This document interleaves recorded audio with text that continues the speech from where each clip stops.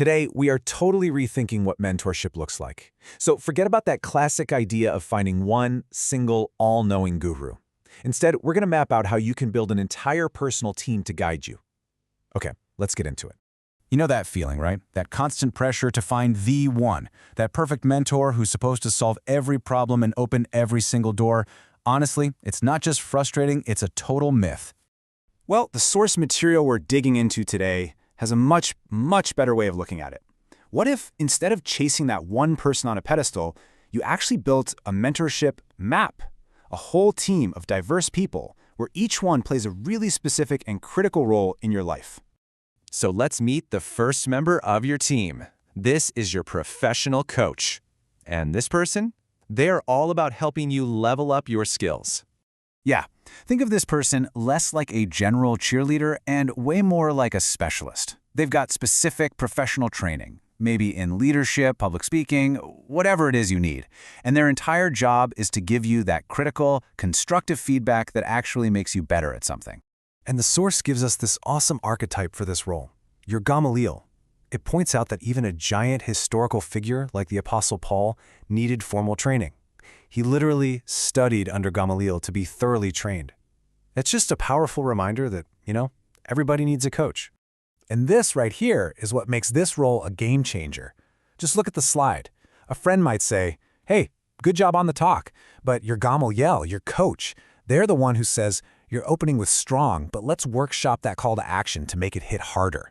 See the difference? It's about specific, actionable stuff, not just a pat on the back.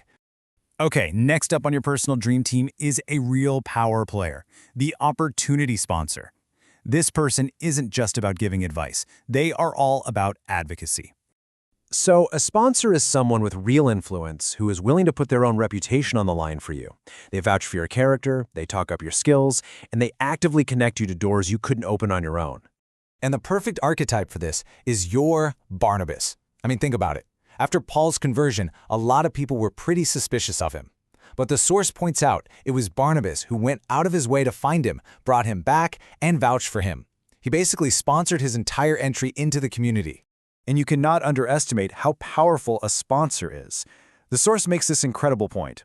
A single letter of recommendation from the right person could be worth, get this, tens, maybe even hundreds of thousands of dollars by landing you a life-changing job.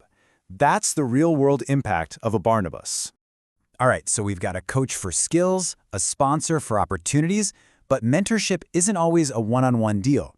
The third spot on your team is actually a whole group, the intellectual community. This is your learning tribe.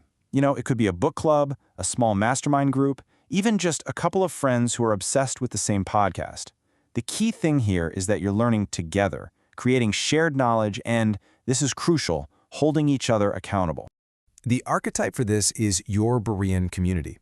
The source points out that the Bereans didn't just sit back and passively listen. No way.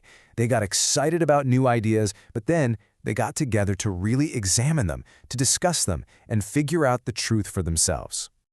And that's the whole point, right? When you study by yourself, all that great information can just rattle around in your head.